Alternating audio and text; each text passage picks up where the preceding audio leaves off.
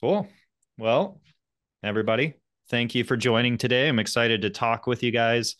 After the holidays, we're going to be talking about New Year, new energy, right? So I'm sure a number of you made New Year's resolutions, and a lot of people make resolutions around their health, whether they want to drop weight or what have you. But, energy has so many implications, right? So waking up, feeling good, having the energy to play with your kids, to do work, to write a book, whatever it is.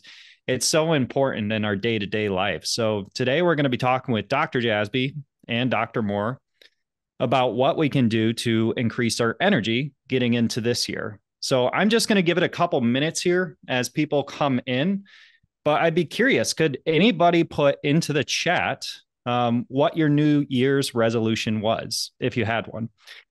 Personally, I didn't have one. I feel like I'm doing a lot of the right things that I want to be doing. Especially over the last couple months, I've been a little bit more focused around putting my life in the right order. So, like family first, faith first, business kind of comes after like health and that kind of thing, and that's been really helpful. Just being more intentional with my kids and that type of thing. So, I didn't have a New Year's resolution this year. But nonetheless, I think my task is to say no to more things, because I was thinking about it the other day. Like, I should really focus on waking up feeling really good every day and meeting my objectives in terms of career and meeting my objectives in terms of relationship and family. And so I need to say no more often to anything that doesn't contribute to those things. So that was kind of the space that I was in. It wasn't so much of an addition as much as what I needed to eliminate. But yeah, feel free to put into the chat here any New Year's resolution that you may have had. I'm trying to pull it up here so I can see.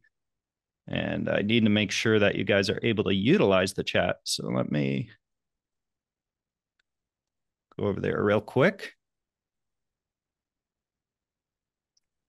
Sorry, I'm not sure if the chat feature is actually operating. I'll get that in a second once I do the completed introduction. We'll get into that and make sure the chat feature is working. But also, there's two features. So we are going to do Q&A today. So you'll have time to talk with Dr. Jasby and Dr. Mohr, asking your questions. And so the two different features are, one is a chat, which is really good for just more conversational. Sometimes we might ask you to give a response in the chat. And then there's the Q&A feature. For questions that you want answered during the Q&A, I highly recommend using the Q&A feature, because that makes it a little bit easier for us. It organizes it better on our end. So if you use the chat feature, it can get pushed way up. So then we have to go through and find it. And those questions sometimes don't get answered because we don't see it there. But if you use the Q&A feature, it's a little bit easier. But at any rate, so what are we talking about today? We're going to be talking about a few different things. We're going to be talking about the essence of energy. So we're going to discover how your body makes energy and why so many people are running on empty. We're going to talk about the shocking connection between energy and disease. Constant fatigue is more than just a nuisance. It's setting the stage for diabetes, heart disease, Alzheimer's, and more. We're going to talk about 10 vitality drainers lurking in your daily life. Unmask the energy thieves quietly robbing your energy reserves. We're going to talk about revolutionary energy discovery, a new at-home test. You can pinpoint energy leaks at the cellular level. And we're going to talk about how to supercharge your year. Simple, inexpensive practices to reclaim your energy so you can accomplish more in 2024. So again, I'd like to thank you all for joining. I'm really excited to talk about this. Having more energy is always better. So without further ado, I'm going to hand it over to Dr. Jasby, and he's going to take it from here. Thanks so much, Micah. Yeah, so we see, a lot of resolutions here in the comments, staying on the lighted path, cold exposure and cold plunge for mitochondrial health.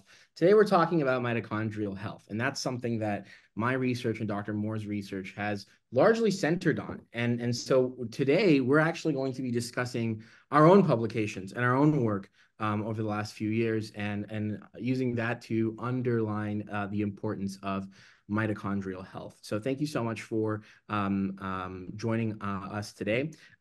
We are Theriome. We are a diagnostic health testing company focused on systems biology tests of an individual. So systems biology meaning that we test the metabolome, the proteome, the microbiome, and we implement very sophisticated and clever AI algorithms to analyze that data and bring insights into our customers' lives.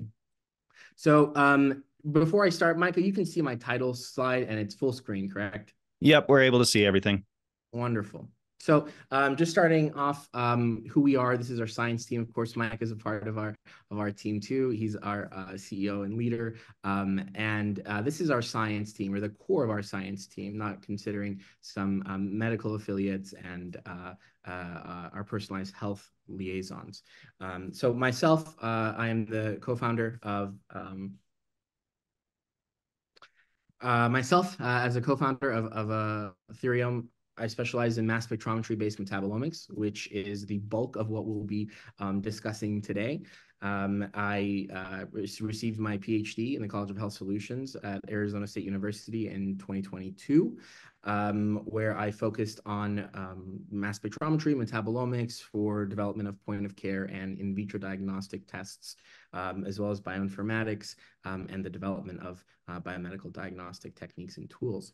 I'll let my co-founder, Dr. Mohr, introduce himself. Sure. It's wonderful to see you all and Happy New Year. I think in contrast to Micah, my New Year's resolution, I know you didn't state yours, but I'll state mine. It's to take on more. It's to say yes more often. Okay, so the opposite. Yeah. So the opposite. I like it. Yeah. So actually, I graduated from the same program as Dr. Jasbi, a little bit different emphasis. I'm focused on the gut microbiome.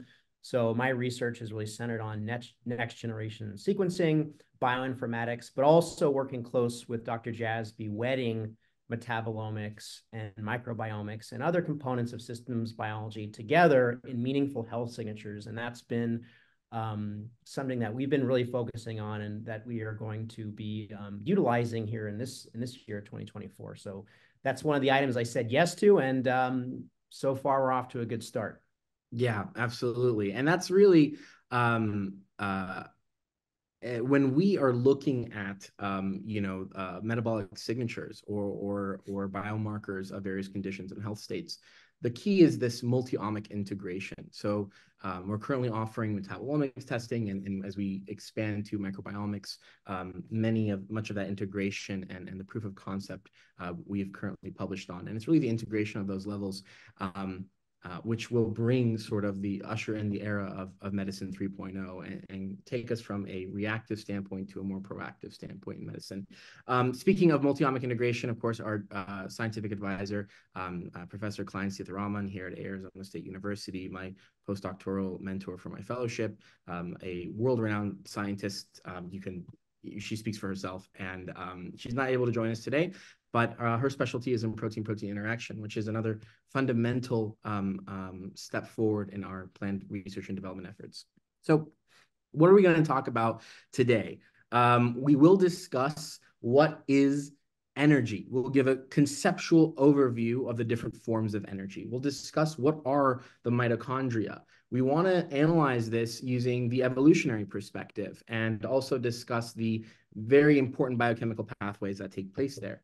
We're then going to discuss some of our own recent research that sort of underlies the etiology of mitochondria and disease and how mitochondria impact various diseases like cancer, Alzheimer's disease, or are responsive to dietary interventions such as responses to nutraceuticals or functional foods or intermittent fasting protocols, as well as mitochondrial adaptations in response to genetic variations, et cetera, and even some lifestyle interventions and discussions of aging, which has really highlighted the importance of the mitochondria and those topics in our own research. Then we'll discuss the top 10 sort of mitochondrial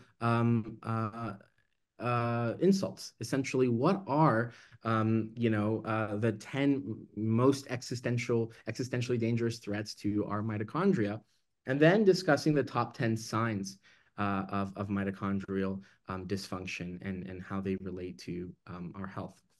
And then we'll discuss some therapeutic methods that have proven to be, clinically significant and beneficial in the science, and how they work and why they work and what you can do to implement them in your life currently. And then we'll talk about mitochondrial testing. What tests are currently available?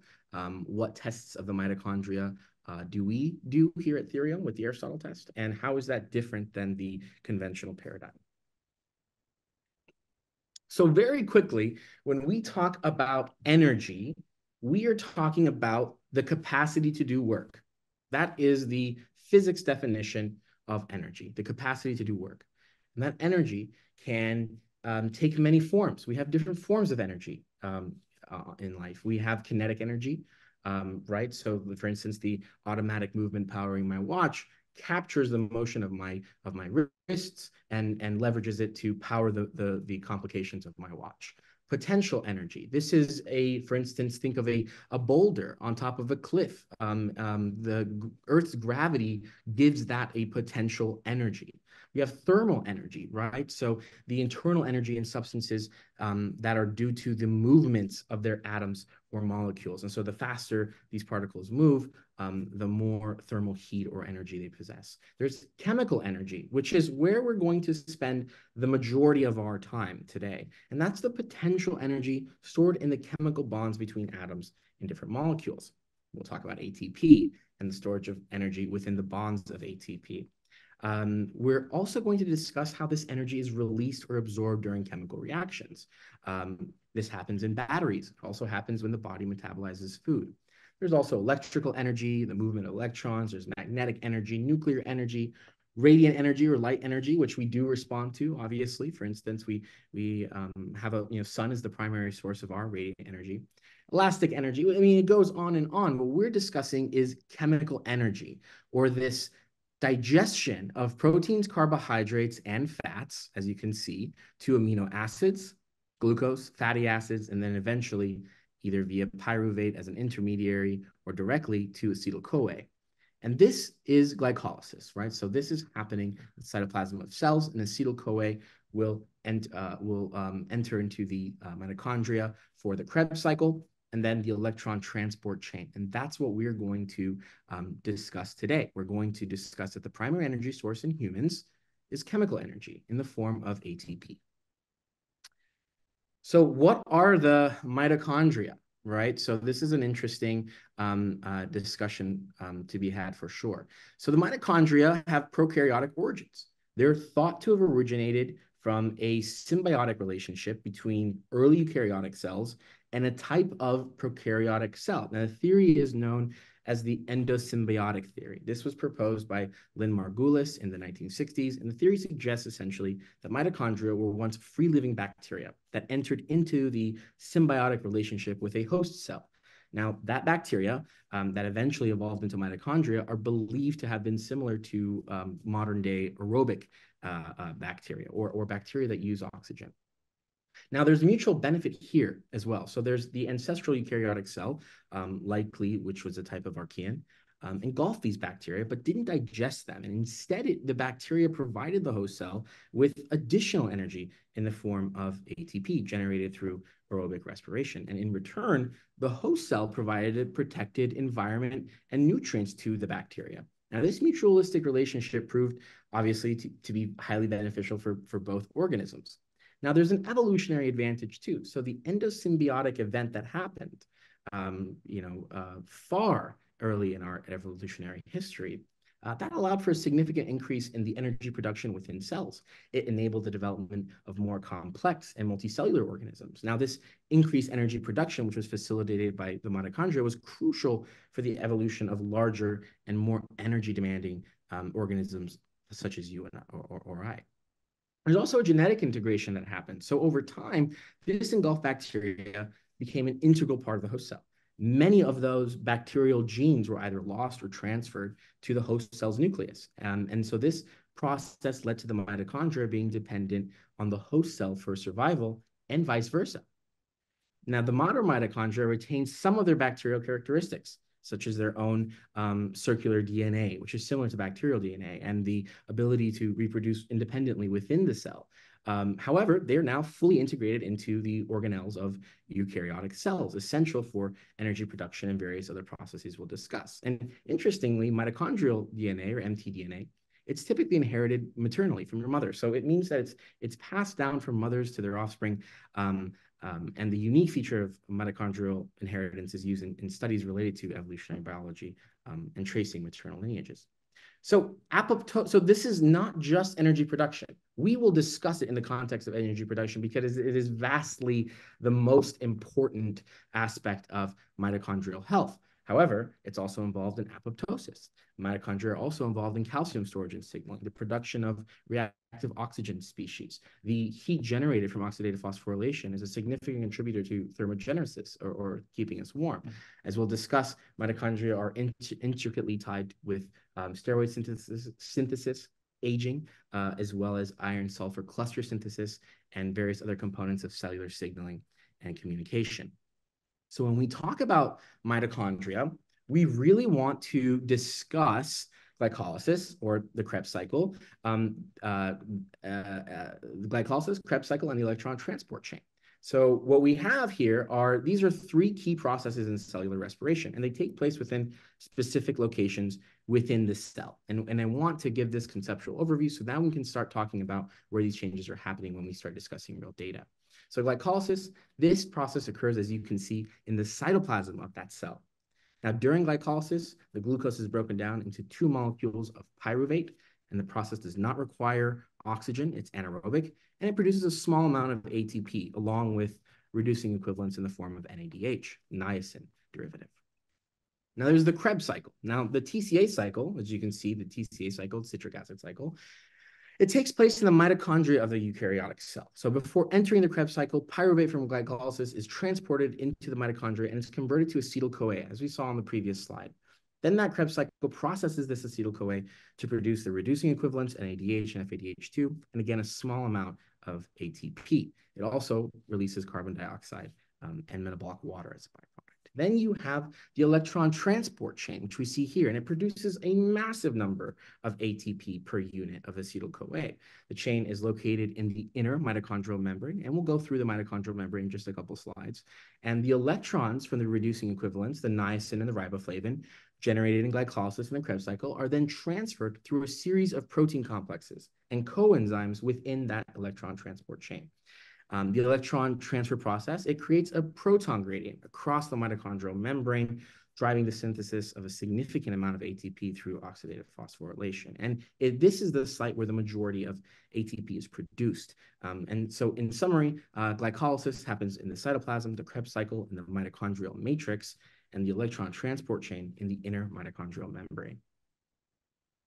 So here's the Krebs cycle, right? So we have a series of enzymatic reactions. It is, as you can see, 8 metabolite intermediaries. So we have citric acid, isocitrate, alpha-ketoglutarate, succinyl-CoA, succinate, fumarate, malate, and oxaloacetate. So these are the 8 products, the metabolic intermediaries of the Krebs cycle. This is what the mitochondria produce.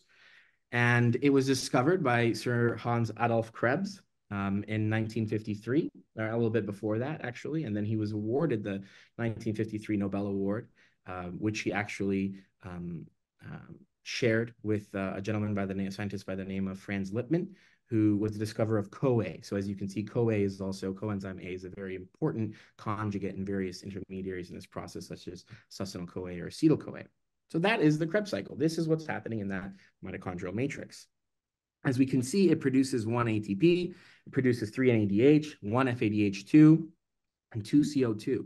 So the ATP is energy. It's a very sort of inefficient form of generating energy. But what's really important here are the NADHs and the FADH2s. Why? Now, this is the electron transport chain. This is what's happening in the mitochondrial matrix, in that membrane space. So here we have the inner membrane, here you have the outer membrane, and here you have this inner membrane space that is separating the mitochondria from the cytoplasm. Here you have these complexes that are built up. Complexes 1 to 3, you have cytochrome enzyme here, and then complex 4, and then an enzyme that's that's embedded in the transmembrane known as ATP synthase. So that's what's happening here.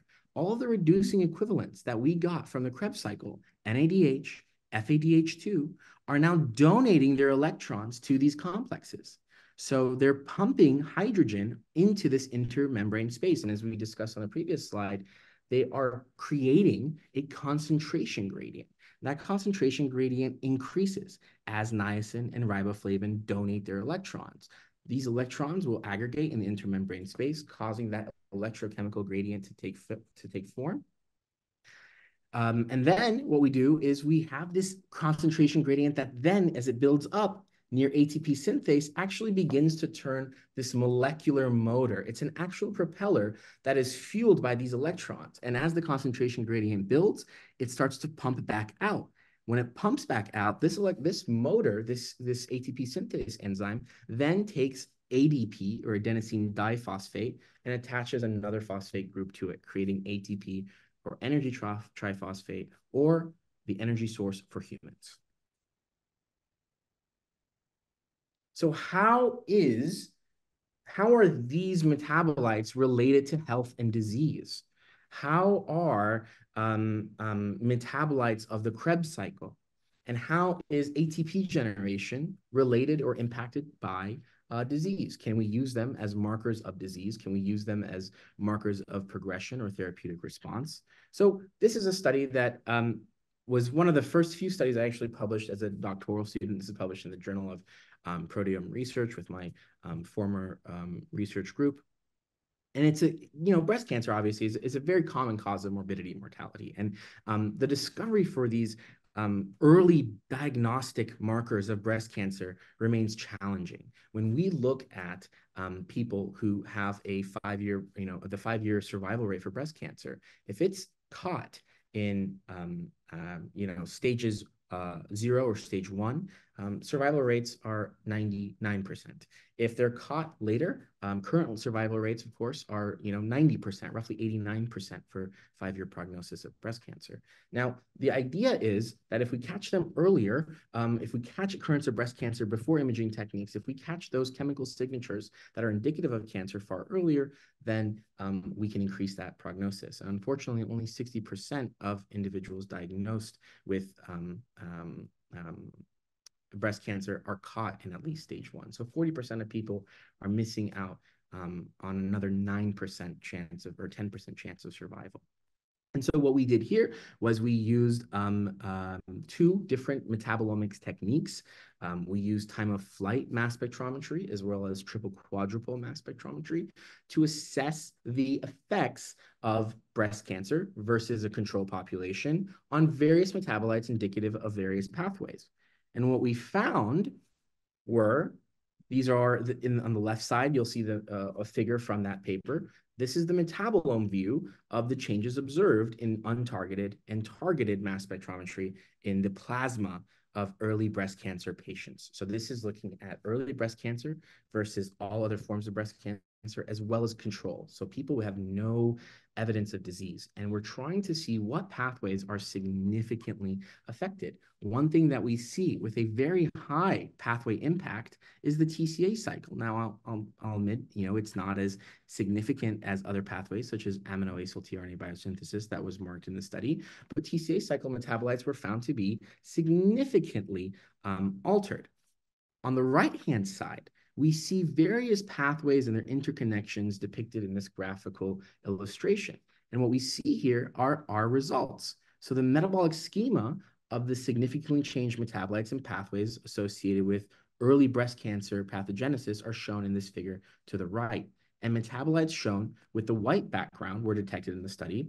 Red and green lettering indicate lowered or elevated levels respectively. So in the TCA cycle, we had lowered levels of citrate, significantly higher levels of fumarate and succinate. And so that is something that we saw. And with this study, we showed that various markers, not just the ones from the mitochondrial matrix here, but also the other red and green lettered metabolites in the study, could be used to assemble and test a model that had a 90% accuracy in identifying those with early breast cancer relative to those with more advanced progression of the disease, as well as those with no evidence of the disease. And so here we're seeing the effects. That early signature of breast cancer is being capitulated here as citrate, decreased citrate and increased levels of succinate and fumarate. Going on to another study of mine, Alzheimer's disease. This was again published in the Journal of Proteome Research. And here we took a look at neocortical tissue from the frontal gyrus of various patients post-mortem. And so this was another really fantastic study we published in 2021, again with my previous research team. And here's the overview of the study. So we had a total of 48 subjects, and these were post-mortem samples supplied to us by the Banner-Sun Health Research Institute, one of our fantastic collaborators on various projects that we've had over the years. And we've have them from 4 groups of individuals: those normal controls with no evidence of disease, those who have high pathology of Alzheimer's that is consistent with the development of Alzheimer's later in life without symptomology. We have those who have mild cognitive impairment. That's the 3rd group here in the yellow. And these are individuals who have symptomology that's consistent with dementia, but no confirmed Alzheimer's. And then the Alzheimer's disease group were 12 individuals with confirmed Alzheimer's postmortem from pathology analysis. And what we did was we took that neocortical tissue, a few slices of the frontal gyrus. We prepared it using our sample protocols. And we used a platform that is near identical to the Aristotle test that we have here at Theriome, in conjunction with another assay from LC-MS, liquid chromatography mass spectrometry, and created essentially an idea, a representation of what could happen by identifying early markers that could tell us and classify, albeit these are not living patients, and this is from brain tissue, so you wouldn't be able to really, there would need to be some validation before implementing this in the blood of humans, which we have done subsequently. But what we're looking at here are the actual localized effects of cerebral tissue. And what did we find in our analysis? Well, the conceptual schema here articulates the observed changes in substrate utilization and energy production as a function of this increasing Alzheimer's disease pathogenesis. So the darker red areas to the right are more increased with AD pathology, and the greater enrichment is observed in those pathways. So results show that reduced aerobic glycolysis and increased degradation of branched-chain amino acids, as we see with this valine, leucine, isoleucine entering the cell. This is associated most with high pathology controls and those with mild cognitive impairment as compared to normal controls. Meanwhile, these cells have a metabolic preference that shifts when they advance to mild cognitive impairment or Alzheimer's disease. We see further reductions in aerobic glycolysis as compared to normal controls. And what we're seeing here is a disruption of the mitochondria. The source, the substrate the mitochondria are using are shifting from the acetyl-CoA that is produced from normal glycolysis and glucose metabolism in the cytoplasm to degradation of branched-chain amino acids, and finally to degradation of fatty acids via this acylcarnitine shuttle and the increase in beta oxidation. So in this study, we monitored more than 4,000 metabolites, and we're able to get a very sensitive and specific view of an individual's metabolism. And when we compare between groups, these are the trends and changes we observed. And again, this was published in 2021. Feel free to have a read if you'd like. So this is metabolic flux analysis. This is a experimental technique in metabolomics. What we do is, we take cells, it's a highly relevant to understanding metabolic mechanisms and various, processes. And so the pace of methodology development in this field has been rapid, but a major challenge that continues to, cripple the field is limited metabolite coverage. And so what we did here was use an LC-MS or tandem mass spectrometry-based platform to assess the relative levels of metabolites in MYC-on and MYC-off cells. So what do we mean by that? MYC is a oncogene. It is a gene. And And so MYC, we can take these TET21 and human neuroblastoma cells. We took these TET21 human neuroblastoma cells and we genetically altered one group of cells to not express MYC or this cancer oncogene. We knocked it out. And then we observed the flux or the movement of these isotopically labeled metabolites through time. And we observed the changes that this cancer oncogene, this gene, had on these neuroblastoma cells. And what did we see? Well, we saw, increases in various metabolites related to mitochondrial metabolism.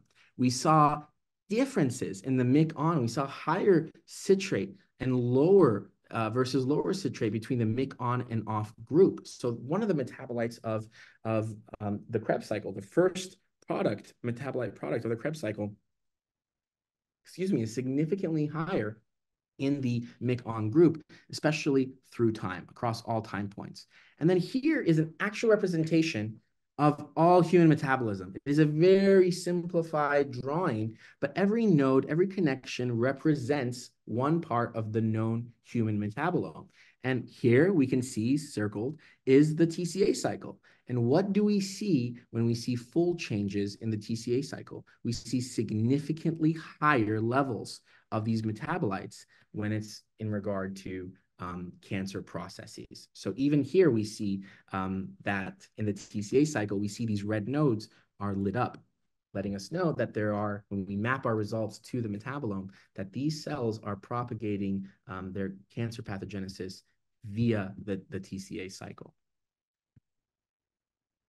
Another study we looked at was whether daily vinegar ingestion can improve depression scores and what effects it has on the metabolome. This was a follow-up study to another study we had completed looking at the effects of daily vinegar ingestion with high acetic acid levels on visceral adiposity. So now we're looking at depression. And this was published, we published this a few years ago now. It's one of the older publications, I would say. I had the pleasure of working with Carol Johnston. Professor Johnston is the, I would say, foremost expert on vinegar as a nutraceutical. What we did was we enrolled, we had an enrollment period, a experimental period, and a follow-up and analysis period. So we enrolled first 67 assessed for eligibility, 40 were excluded. So when enrolled, we randomized 27 to either an intervention group that would take high doses of acetic acid, or a control group that would take high doses of a liquid that was not acetic acid.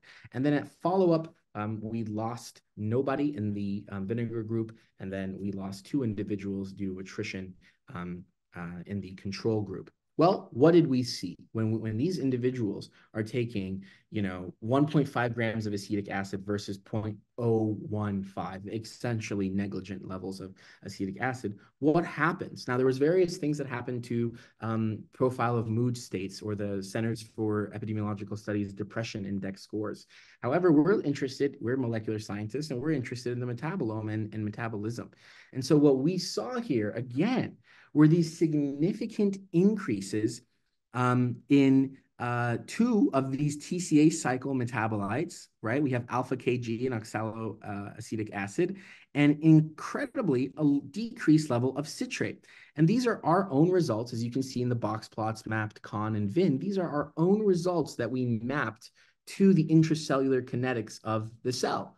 And we're able to then see, as we can have great coverage of the TCA cycle, where in the cycle things are going wrong. So what we're seeing here is probably due to an increased digestion of glutamine coming in as alpha-ketoglutarate, a reduction of citrate synthesis via acetyl-CoA, and the glutamine is obviously affecting this oxaloacetate synthesis as well. And various other metabolites related to the mitochondria are depicted here as well. This is another study that is close to my heart as somebody who utilizes screens very, very much. I'm a power user, you could say. But even if you're not, deeply embedded in, an academic or research context and necessitate the use of screens regularly, like myself or Dr. Mohr, screens are modern, are an aspect of modern life. Everything from our exercise to our cars to even sometimes your love life. There are dating apps, and engaging with a human being sometimes necessitates interacting first with a screen. And so this was a project that we had in a class that we took together during our doctoral programs. And we took this excellent class with a professor here at ASU who was a postdoc for Rob Knight, who's the father of modern microbiome science. Here he is here on the publication, Q and Zoo. And what we looked at was data that we had both microbiome and metabolome data for a cohort of healthy college students. And we wanted to see what were the effects of screen time at the molecular level. And what we saw won't surprise you. The study design was simple. We took 60 individuals, randomized, not randomized, sorry, we categorized them according to their level of screen usage. So 0 to 75 minutes a day, had 14 individuals in the low screen time group. In the high screen time group of 75 minutes or more a day, I mean, that's not a huge bar. It's roughly half of what the American Academy of Pediatrics recommends children to use a day. And so then we ran through our analysis, extraction protocols, 16S amplicon sequencing married with mass spectrometry. And we are, again, doing the same thing, trying to find a biological interpretation. Given our metabolite levels, given our data, can we superimpose that data on known physiological pathways, cellular pathways, and come up with an integrated hypothesis of the effects that screen time may be having? And sure enough, the effects are related to the mitochondria.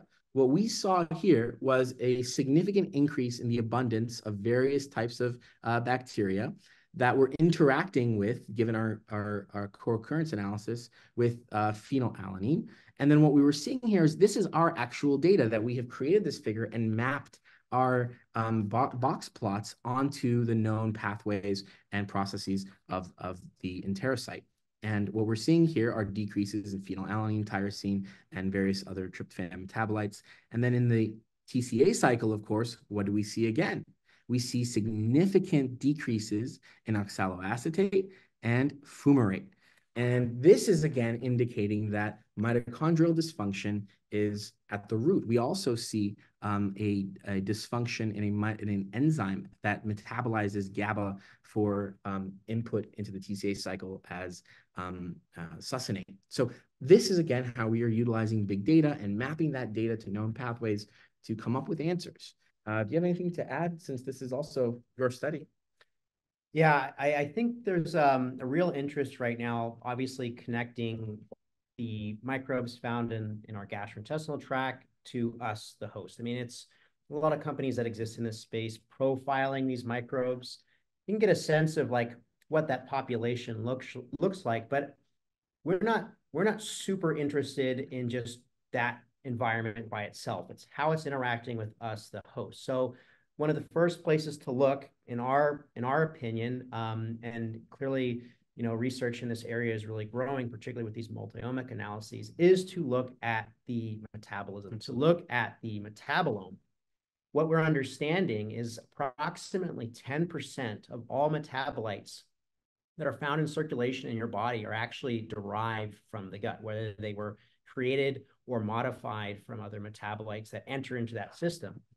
Now, you have to think about, obviously, the system is very, very complex, but you're having a lot of really complex interactions. All of us are, unless we're fasting, and we'll talk a little bit about fasting in a few slides here, but unless you're fasting, you're consuming nutrition, you're consuming different fluids. This is all coming in and interacting with the system, creating thousands upon tens of thousands upon hundreds of thousands of different types of interactions, which is really setting up the potential for affecting your metabolism.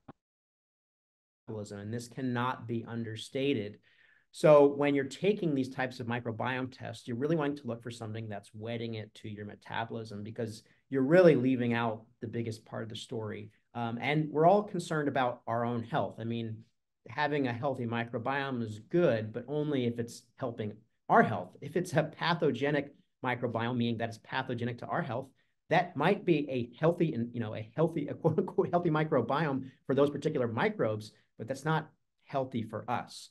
So it's really important to put the microbiome into context. And actually, as a microbiome scientist, I often concede that in terms of human health, I would say that the metabolome is probably a bit more important. So we just need to keep things in perspective.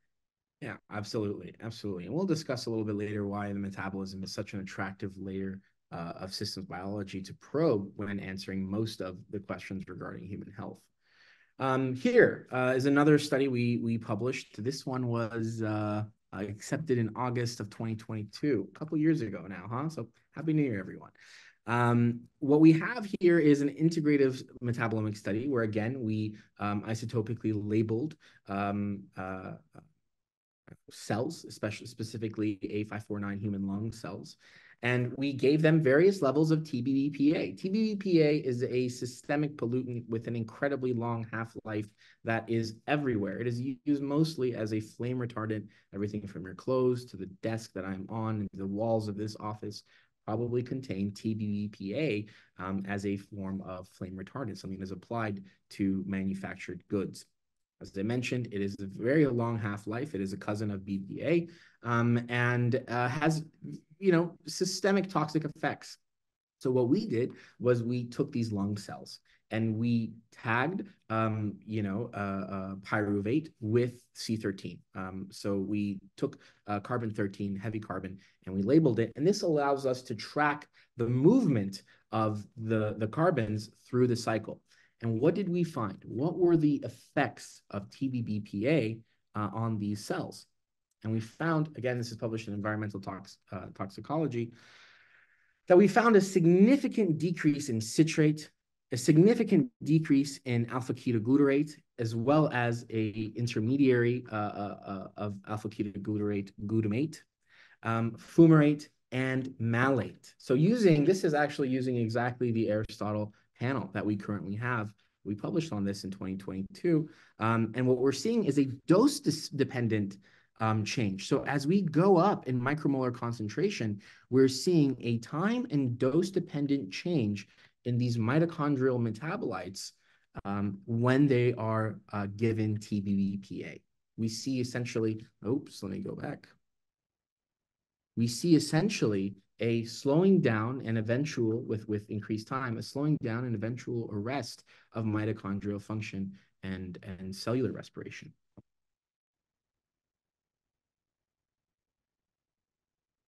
Okay, another really important study that we do these studies and then we see where they lie. And I kind of just went through my publication list and found the ones that were related to the mitochondria.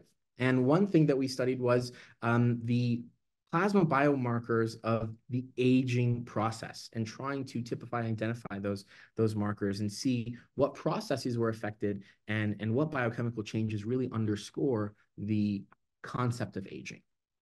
And this was published in Neuroscience, so it is an absolutely excellent journal, and I highly recommend reading this article if you're interested in the aging or anti-aging efforts.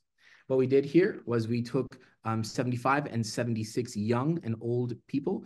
By young, we mean 21 to 40 years old, and older individuals had 65 years or more. We ran through our processes using advanced liquid chromatography tandem mass spec procedure. And what did we find? We found, again, that here we see the predicted functional profile of normal aging that is integrated from pathway and enzyme enrichment analysis. And so red and green lettering as before denote increases and decreases in levels of these metabolites within those specified pathways. So compared to the older participants, the young group displayed greater abundance of metabolites related to lipid and nucleotide synthesis. In the older participants, it displayed decreased fatty oxidation and reduced tryptophan metabolism. Now, these are not necessarily related to energy production ATP. As I mentioned, the mitochondria is responsible for many processes. In this case, it was lipids and nucleotides and fatty acids and tryptophan. And as we see here, those processes originate or are intricately linked to the human mitochondria. All right, Alex, I'm going to let you discuss this paper of yours here. Sure. So this was work that I believe we published in 2022. So again, it's amazing how time flies, or Yeah. 2024. We're actually working on a kind of the Paniz control trial where it's basically a feeding study in patients. Unfortunately, in feeding studies where you have to deal with live patients, adds to the complexity, particularly when it comes to adherence. So this was a meticulously designed study. We actually were fortunate to have a really robust research staff that was able to guide all our enrolled participants through these fasting protocols, because I don't know if many of you are actively fasting, but for the uninitiated, particularly someone that's been consuming, a normal Western diet their entire life, this can be a bit of a jarring experience, right? So we're very fortunate to have a registered dietitian, a whole support staff to keep these individuals compliant. In fact, compliance in our study was over 95%, which is, when it comes to nutritional research, quite unheard of. So the idea here was basically to compare different fasting times. So we know under the umbrella term intermittent fasting, there are a lot of different types of fasting. Just to name a few, and I'm certainly not going to give an exhaustive list here, but I mean, beyond like religious fasting, like Ramadan or say Lent in some forms. When we think of intermittent fasting, we're thinking of time restricted feeding. So we can cut off eating. We can basically have a set time, a consistent time where we're having feeding periods and fasting periods. Alternate day fasting is very popular, where we're fasting on one day, feeding on the next. There's also prolonged fasting. Now, this is a little bit of a gray area in terms of what constitutes a long-term fast. I have heard and have seen actually published case studies of individuals fasting for more than a year. Okay, that was under medical supervision. They were supplied micronutrients to make sure there wasn't any deficiencies. And by the way, I would not advise anyone on this call to do anything in terms of prolonged fasting without medical supervision. But we kind of explored what you might consider maybe a longer term fast. We compared 1 to 2 days of fasting. Okay, that's basically complete fasting with some supportive micronutrients. So when I say, a 2-day fast, I'm not saying 48 hours. I'm saying cessation of a dinner meal, say 8 p.m. on whatever day you're choosing to start the fast. The next day you go fasting, and then you don't resume eating till 8 a.m. So really, I believe that's 64 hours. Yeah. Okay. So that would be a true 2-day fast. So for the 1-day fast, would be 36 hours, right? So we compared these two lengths of time over 4 weeks. It was a short-term study. And we actually found pretty compelling evidence of not only changes, what I was focusing on in the microbiome, but also in the plasma metabolome, which we actually elicited the help of Dr. Jasbi here to look at several different types of metabolites. Here you see box plots comparing the two fasting durations. So we've actually formed a general linear model here with several covariates that when you run these types of analyses, there's a lot of things occurring under the hood. I mean, you can, do some very simple things like I'm sure a lot of you use Excel and so forth, but when you see these types of graphics rendered, there's sometimes hundreds of hours that go into this, not only from sample preparation, of course, working in this case on LCMS, and then also the sequencing work that we do. I mean, it takes a lot of work to generate these, but also all the care that goes into collecting that data. You want to make sure you're doing the proper statistical analysis. And we see now, I think a recent article said that there's been is it over 10,000 retractions in the year 2023? 10,000 retractions in the last year alone. The scientific integrity is, it's really coming under, people are questioning it, and I don't blame them. I mean, we're seeing a glut of publications coming out. So when you read these types of studies, I implore you not only to restrict yourself to the abstract, which is the first paragraph, essentially, right after the title, where most people just kind of spend their time. If you're really going to use a study for the purposes of evidence or informing others, you really want to dig down into the methodology that was used. Is the data available?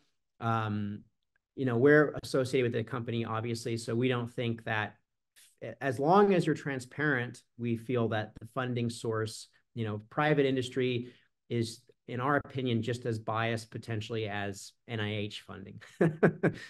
That's a discussion for another day. Yeah. So anyway, we just want to make sure everything has good and high integrity. So here, looking at these two different groups, intermittent fasting for 1 day per week is red. Green is 2 days per week. We want to focus in on citrate and isocitrate. Isocitrate, thank you. So, of course, when we look back to, and I don't expect you to remember all these schematics that Dr. Jasbi had up, but these are really central when we're talking about basically getting all the prep work, all the groundwork laid for generating ATP in the electron transport chain, particularly related to the citric acid cycle, after which, of course, citrate is named, and it does have other iterations of names. But what we noted was in those that fasted 2 days per week, okay, we actually saw an elevation in citrate after only 4 weeks of a significant increase after only 4 weeks. So generally when we start thinking about like New Year's resolutions and what type of time frames, I believe most people, if you're restraining it to exercise, I think is it 2 weeks? Is it 2 weeks? Okay, I was going to say 2 or 4 weeks. So well, you have to get over that 2-week hump. Here we're seeing like real changes occurring in just 4 weeks related to energy turnover and mitochondrial health, which, I mean, a month, it can seem like a long time to some, but in the grand scheme of things, and in the grand scheme of 2024, that's really, obviously 1/12 of the time, and seeing some really robust effects from intermittent fasting to us kind of reinforces its usage in a lot of our protocols that we give to our customers. Absolutely. And this is just, one study that has shown, 1 versus 2 days of intermittent fasting per week. We see this incredibly significant, and these are normalized data. So don't think they're not significant because the data points seem somewhat close to each other on the box plots, but an incredibly significant increase in citrate and isocitrate, revealing to us that those mitochondrial processes are being affected by intermittent fasting. So we've gone through a lot of research right now, and what we've wanted to show that the mitochondria are highly responsive to genetic and environmental factors and diseases such as cancers or Alzheimer's disease, genetic variations such as the MYC oncogene, various nutritional interventions, exercise, or in the case of screen time, sedentary time. As well as cellular processes such as aging, in addition to environmental factors such as systemic pollutants, and those things bring it down. And we have research that both ours and in the greater body of science that has been shown to bring these metabolite levels up. Now, what are the top 10 sort of mitochondrial challenges, and what are the top 10 signs of dysfunction? So poor diet is most often, and these are in order of importance. These are important on the left, order of importance, on the right, in the order that usually symptoms start to progress. So poor diet is the #1 reason. So a high consumption of processed foods, sugars, unhealthy fats can and does indeed impair mitochondrial function. Sedentary lifestyles, we show with a screen time paper, lack of physical activity reduces mitochondrial density and efficiency. Chronic stress, a prolonged stress response can lead to increased oxidative stress, damaging those mitochondria. Toxin exposure, as we showed in the case of TBBPA, environmental toxins, not just TBBPA, but heavy metals, pesticides, pollutants, can all impair mitochondrial function. And they impair them in different ways. So by assessing mitochondrial function, we can assign a probability score as to whether the environmental challenge insult is related to heavy metal, pesticide, mold, fungus, etc. And then we have aging, as we saw. It's a natural aging process, and it is unfortunately related to a decline in mitochondrial function. Chronic diseases like diabetes, heart disease, neurodegenerative disorders like Alzheimer's, they're linked to mitochondrial dysfunction as well. There's medication certain drugs can have adverse effects on mitochondrial health. The ones that come to mind immediately are statins. We use them for lowering cholesterol, but they impair mitochondrial function by reducing CoQ10 levels. As we saw on the electron transport chain, CoQ10 is an integral part of the generation of that electrochemical gradient and the synthesis of ATP. Also, metformin. It's commonly used for type 2 diabetes, as well as recurrence of breast cancer. And metformin can interfere with the complex 1 of the electron transport chain, inevitably affecting energy production. Antipsychotics are also among the list of drugs that are typically causing mitochondrial dysfunction. They lead to an increase in oxidative stress and impaired energy utilization. Antibiotics are another drug that we're commonly on, and we don't recognize the effects they have on the mitochondria. Tetracyclines, aminoglycosides, these are all known to affect mitochondrial protein synthesis, which leads to a condition known as mitochondrial toxicity. Valproic acid. So those of you who may be taking valproic acid for the treatment of epilepsy and bipolar disorder, be aware that this causes mitochondrial stress and dysfunction. And of course, chemotherapy drugs. The biggest among them would be doxorubicin, for instance. That can induce mitochondrial toxicity, again, affecting first its structure, and then once structure is compromised, the function.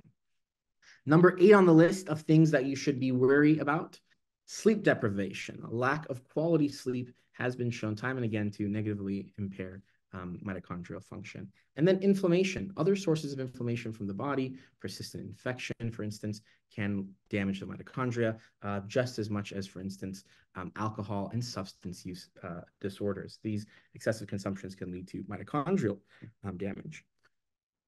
And then we have, what are the top signs of dysfunction? So persistent and unexplained tiredness, usually tiredness that is not alleviated by rest, is the first and earliest indicator of mitochondrial dysfunction. Muscle pain and weakness usually follows in close pursuit. Mitochondria, are crucial for the energy of the muscles, and this weakness or exercise intolerance, as it's known, can indicate some mitochondrial issues. There's neurological symptoms that are often tied with mitochondrial health: tremors, seizures, migraines. These all indicate mitochondrial dysfunction, since the brain is an incredibly energy-intensive organ. There's gastrointestinal distress. Mitochondrial disruption often leads to constipation, bloating,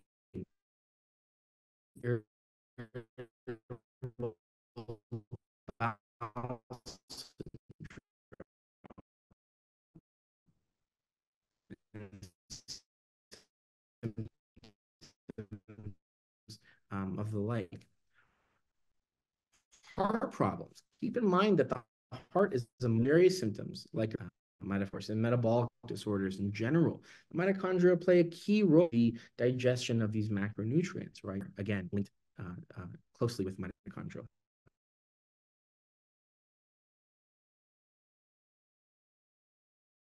It appears that we're getting some interruption in the webinar, so apologies for that, everybody. But Dr. Jasbi, it looks like you're back with us now. Yes, it does. I'm so sorry about that. What happened? Did I cut off? You just cut out for maybe 30 seconds or so, it appeared. Okay. No problem. Let me go back here and start the slideshow. If I can find. Okay, so they should be able to see. So yeah, and so many of those things are it's so simple, right? I mean, I know you guys are validating a lot of this through the scientific aspects, right? You're showing the studies and everything that's kind of behind it.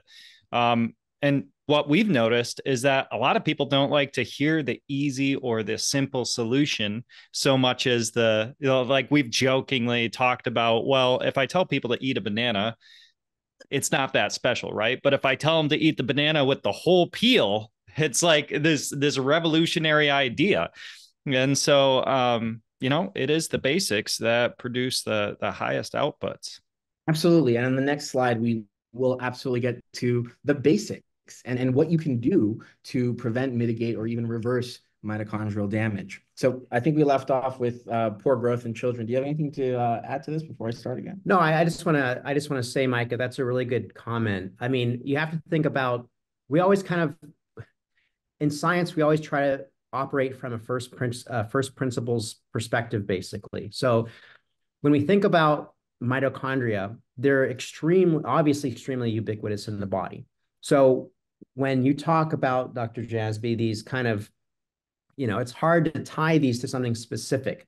I think for a lot of people, when they have problems and they can't get it diagnosed easily, or they can't find a specific area in their body that the problem is emanating from, it can be really frustrating. So, the last thing that they want to hear when we have, we have several different actually health indices, not just mitochondrial health, but that can help identify what's going on in the system. When we identify the mitochondrial health as their main problem, and we come up with these easy solutions, they've been going through this nondescript issue for a long period of time. Doctors, maybe they couldn't identify it. So the last thing that they often want to hear is simple solutions. But we just want to make sure that we're coming to you guys with all the evidence. And that's why perhaps maybe a little bit on the longer side, explaining everything, with all the information that Dr. Jasbi and I contributed to with all these studies.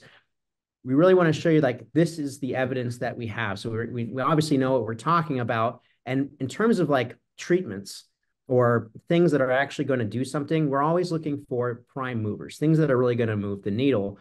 And we know mostly it's lifestyle issues, and that's what we'll explain coming up. Exactly. And then we'll also explain how to assess mitochondrial health and the fact that there is no common diagnostic technique that is currently used in clinical labs to do this.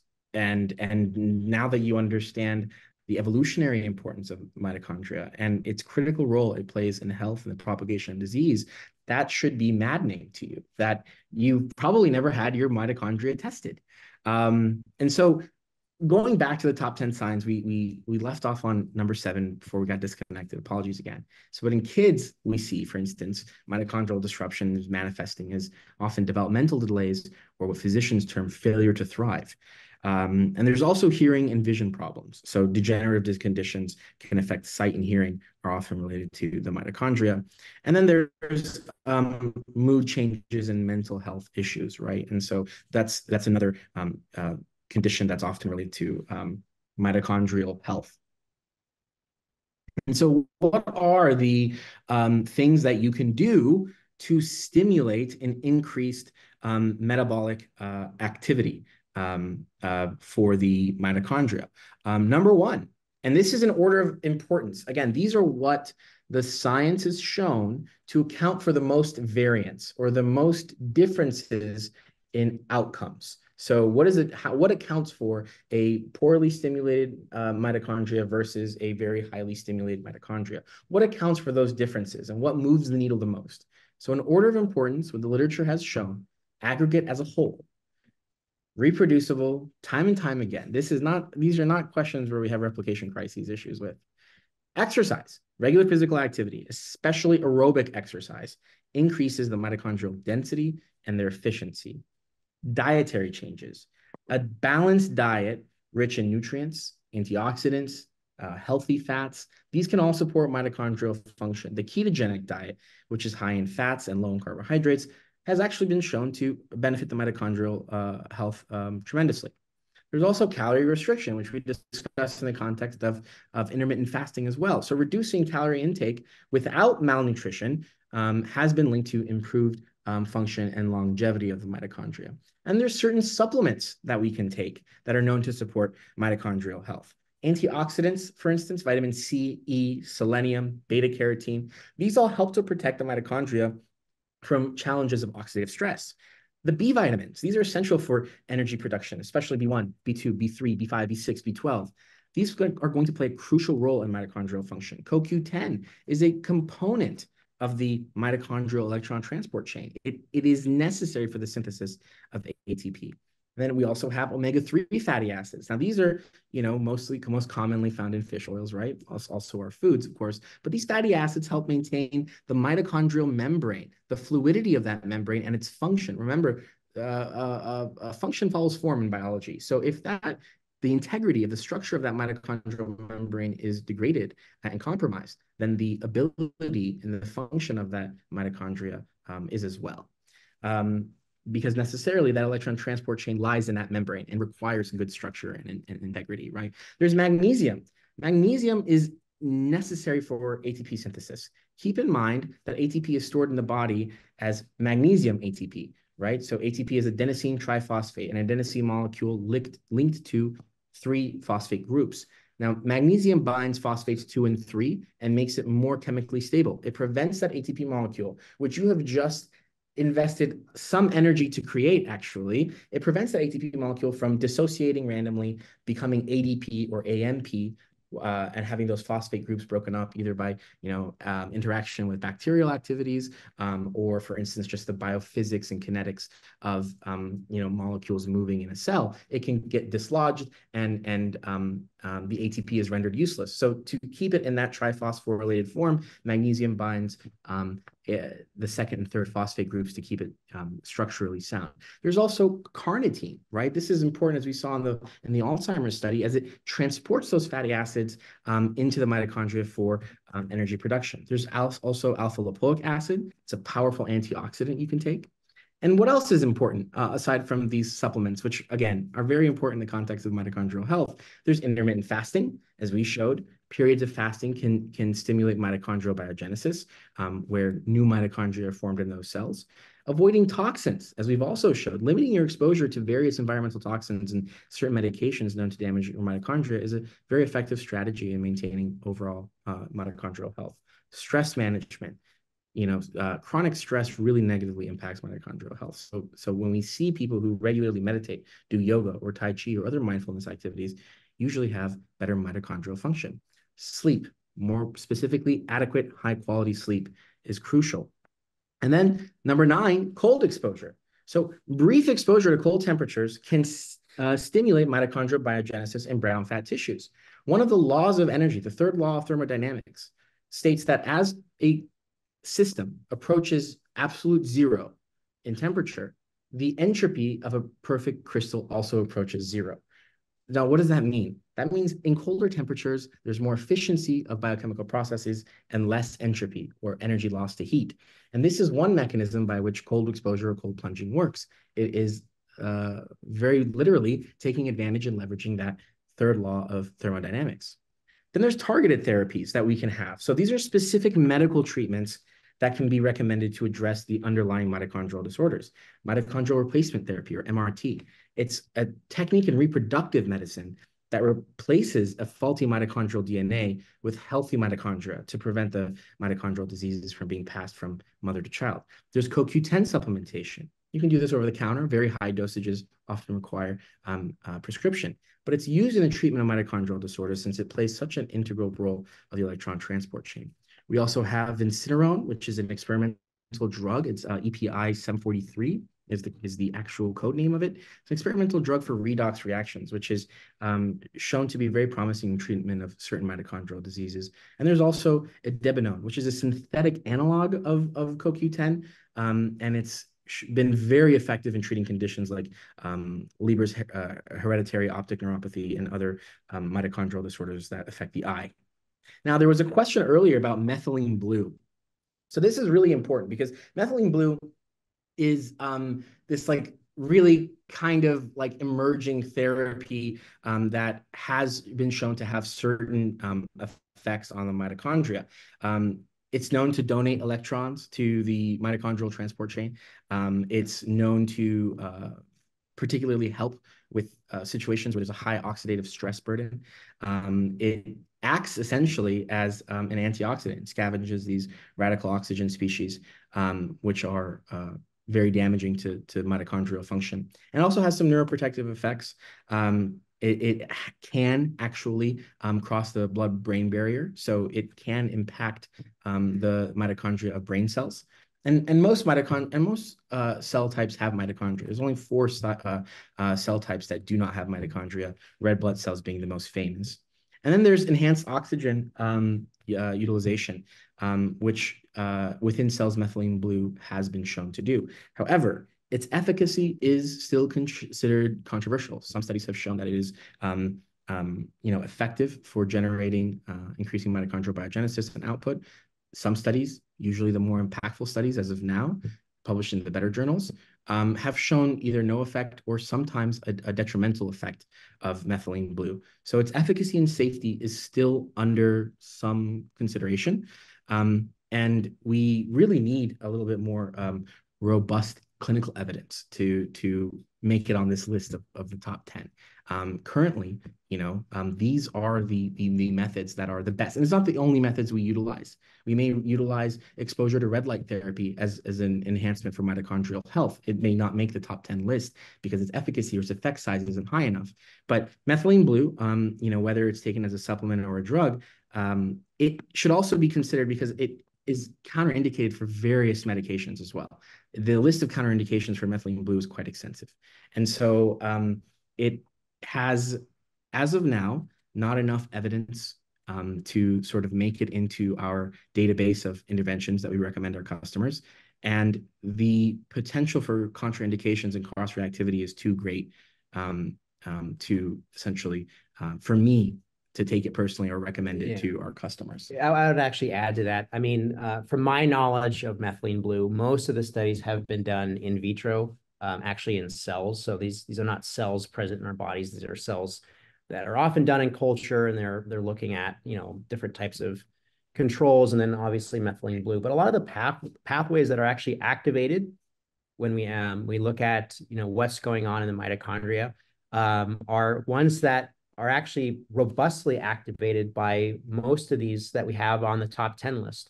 These include AMPK. So this is actually a special type of enzyme, a protein kinase. That's really an indicator of energy status, okay, within the body, within the mitochondria. PGC1 alpha, pardon me, which I think is really an important process when we talk about autophagy within the mitochondria, of course. And then the important dynamic that we have when we talk about the electron transport chain, when we're, refluxing these hydrogen ions, NAD plus and then NADH. So all these things that methylene blue is doing that we found mostly from in vitro research, we're doing very, very robustly, particularly with exercise. Intermittent fasting is well known to, and calorie restriction is well known to activate AMP kinase.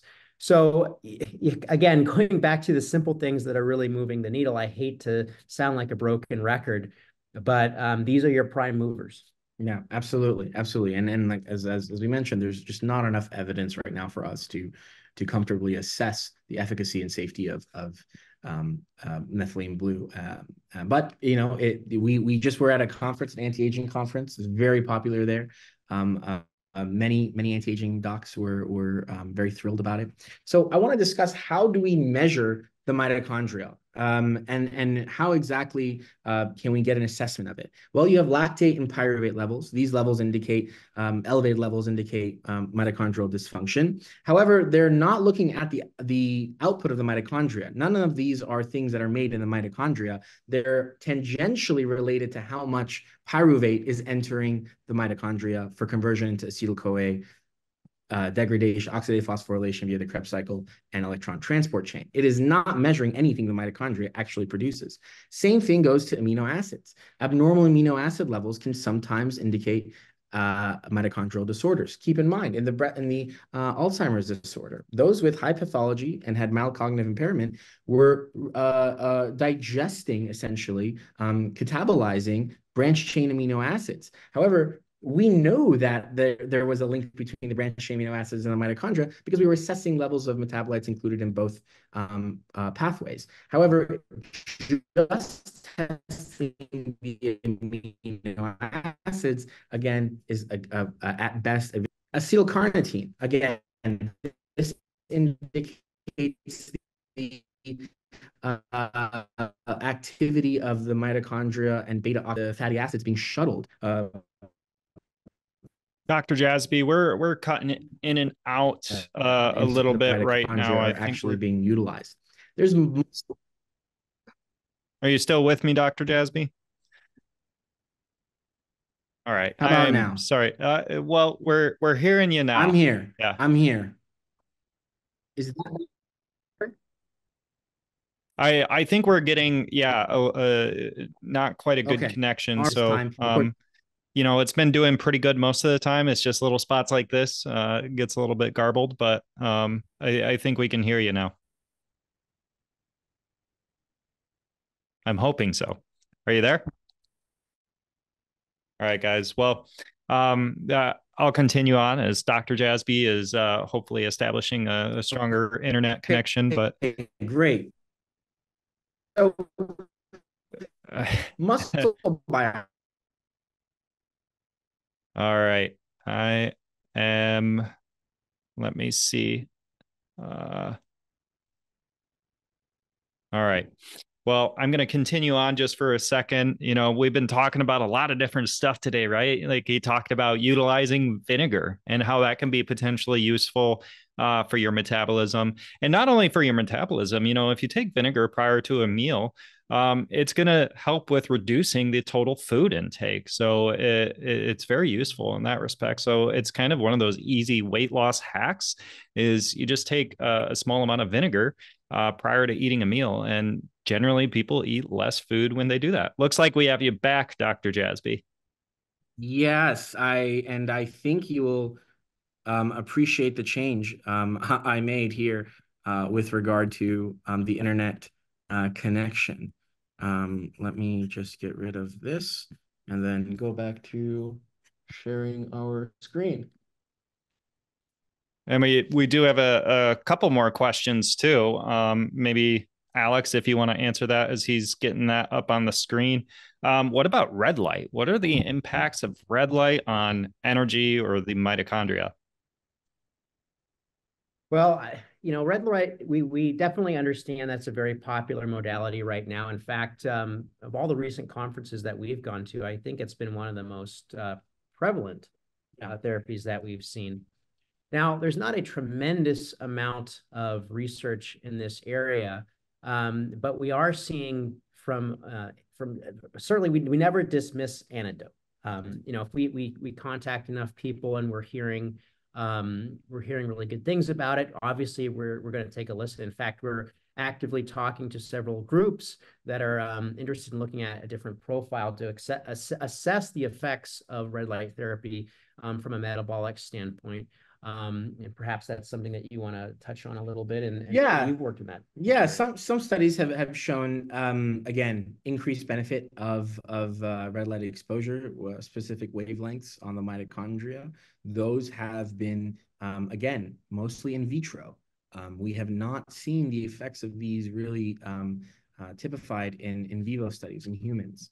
A lot of it has to do with the fact that can the wavelength of light penetrate the skin deep enough to affect the epithelial mitochondria, and even if then, what are the effects of just stimulating epithelial mitochondria? Is there some sort of effect of the photons hitting even the optic nerve and the processing of that light? Is that affecting mitochondrial benefits?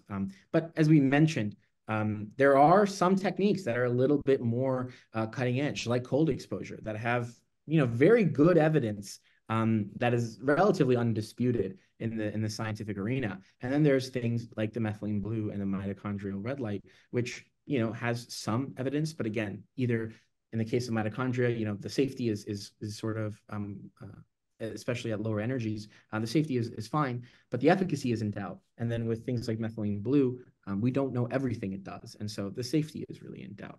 And how do we assess this mitochondrial health to then tell people what to do? Well, as I mentioned, one thing is, a muscle biopsy. It's a very invasive procedure. It can, test the muscle tissue and look at the enzymatic activities of mitochondrial production, but it is a localized test. So it's only looking at muscle mitochondria, not systemic mitochondria of various tissues.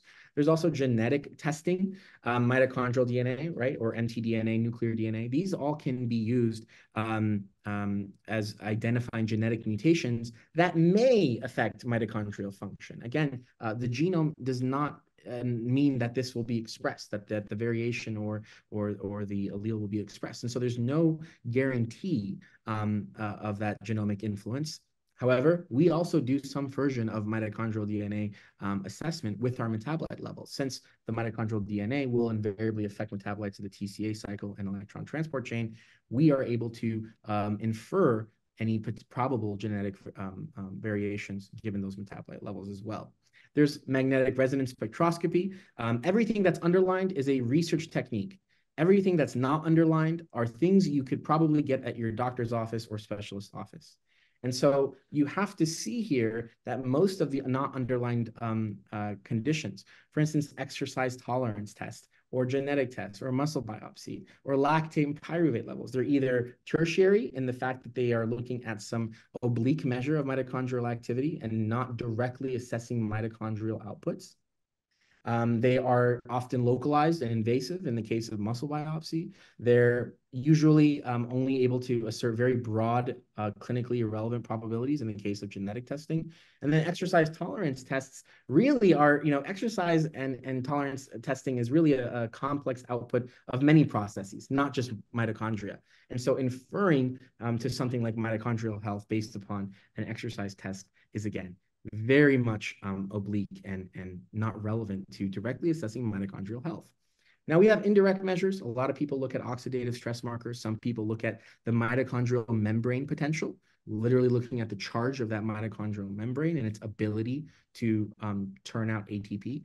And then some people, even some entities, research entities, offer an adapted seahorse assay where you can actually look at the difference between glycolysis and electron transport chain, and they infer changes in the Krebs cycle.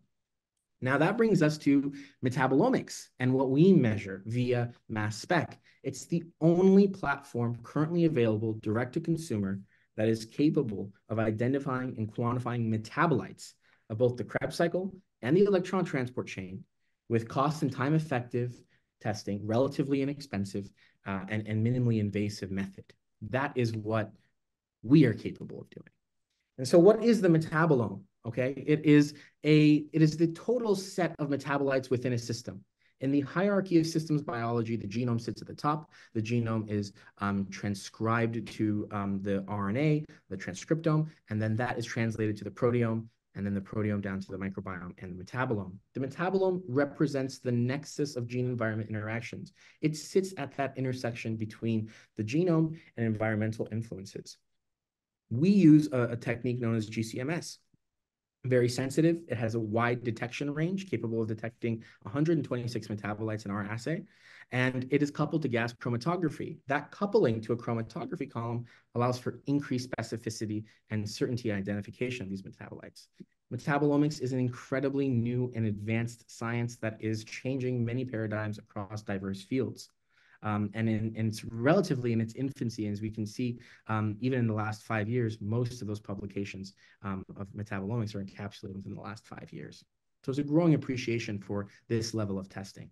And it's insightful. Metabolomics is a large data science, and we couple that with advanced algorithms, machine learning and AI algorithms that can compute, corroborate that data against what's known in the literature, and offer health insights to the individual. And so that is what we do with the Aristotle test. It is a direct-to-consumer at-home test of the aqueous metabolites, many of which that we have discussed and will continue to discuss. Sample collection occurs at home with a dry blood spot sample. That sample is then received at our lab, which you can see behind us, and analyzed via gas chromatography mass spectrometry. We assess levels of 126 different sentinel metabolites. These span 14 different chemical pathways and are indicative of 68% of all known human pathways. So when you saw that overview of the human metabolome, 68% of that is covered by our Aristotle test. Compare that to roughly 10 to 20% with conventional testing methods that your attending physician will usually order. So this is the metabolic profile. It's a condensed list, as you can see. Not all 126 are shown here for the interest of saving space, but this is the metabolic profile. This is the level of specificity that the Aristotle test allows you to probe.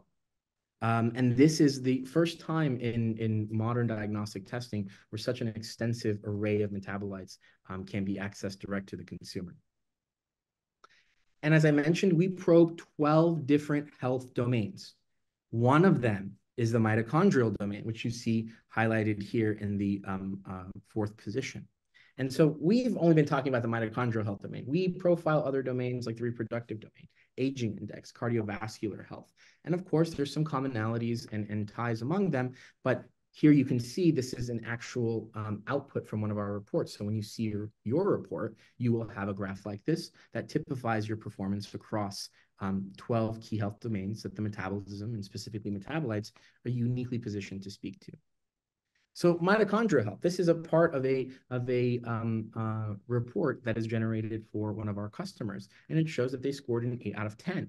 So mitochondrial health, again, is everything that we discuss, is the ability of the mitochondria to produce and catabolize various inputs, whether that be acetyl-CoA from glycolysis, degradation of branched-chain amino acids, or beta-oxidation of fatty acids. And these are the 6 metabolites. So we analyze 126 and we build various models with them. 6 of these metabolites are related to mitochondrial metabolism. And this is the actual platform we use for detecting those metabolite levels. This is what we are using in-house to, this is our actual machine in our actual lab depicted here to generate 126 parameters from the blood, from the dry blood spot card that you ship us, and then construct your mitochondrial profile. So how do we do this? Well, you are the source of metabolites. There's, of course, a sampling that happens at home. When it arrives to our lab, we undergo various processes related to grinding, derivatization, and then we perform chromatography, whereby that sample with those metabolites are carried and separated on a stream of helium. And they separate at different times. So they come off of this column at different times, as we'll see. And then we analyze their weight or their mass to charge ratio using the mass spec.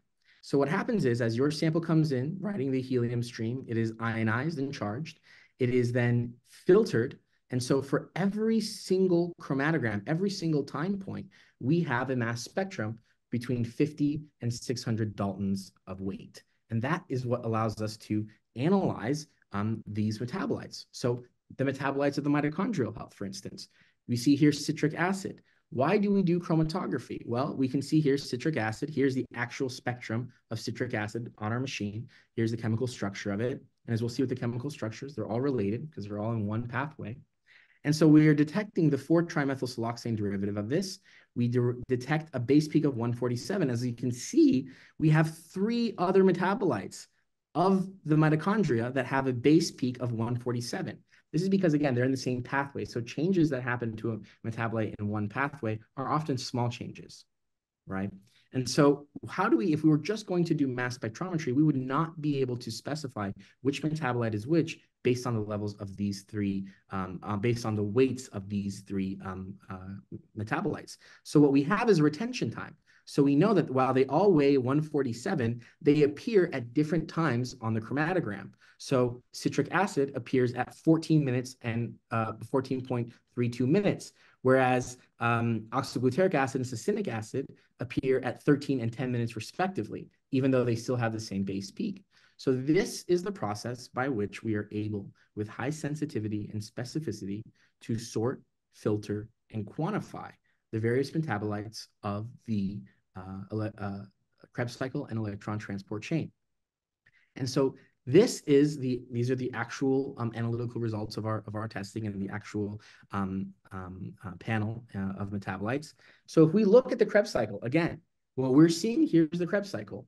This is what we can detect in the Krebs cycle compared to other methods that are looking at, lactate or pyruvate, which are, 10 steps removed upstream, or looking at the membrane potential, the electrical charge of the mitochondrial membrane. We can look directly at 5 of the 8 metabolites of the TCA cycle, as well as adenosine, which is giving us a highly reliable and highly accurate measure of ATP, or adenosine triphosphate. So that is the power of the Aristotle test, specifically for mitochondrial health. It is an unrivaled technique. And this diagnostic test cannot be used. You cannot go anywhere else to assess your citric acid levels, your alpha-ketoglutarate levels, let alone do them all at once and then interpret them in the context of AI. Alex, will you take over the discussion for digital twinning real quick, and then we'll end the show. Sure. So right now, when we talk about personalized medicine, personalized healthcare, the way that most physicians that we talk to, and we talk to physicians on a weekly basis, great people, they do a lot of work, but they can only do so much in the day, right? I mean, when we talk to patients, we talk to their physicians, and then the interactions that are going on, that's considered personalized. But generally, when you're looking at what's informing them, and in medicine, it's coming down mostly to blood tests. Okay, that's really kind of the workhorse of modern medicine. So a physician has to interpret that. All those values are generally based off of reference values, meaning that they had a large pool of values to draw from a comparable population to yourself, whether it be by age, race, any other demographic variable, right? However, that really kind of misses the boat when we talk about personalization, and it also kind of misses the boat. And we'll park this one and we'll come back to it. When you have such a burden on a physician to look at that huge litany of testing and then trying to interpret that and then personalize it for your own health journey. When it comes to comparing you to a reference range, though, that's not really personalized, is it? That's you against everybody else. And what does that ultimately mean for your health?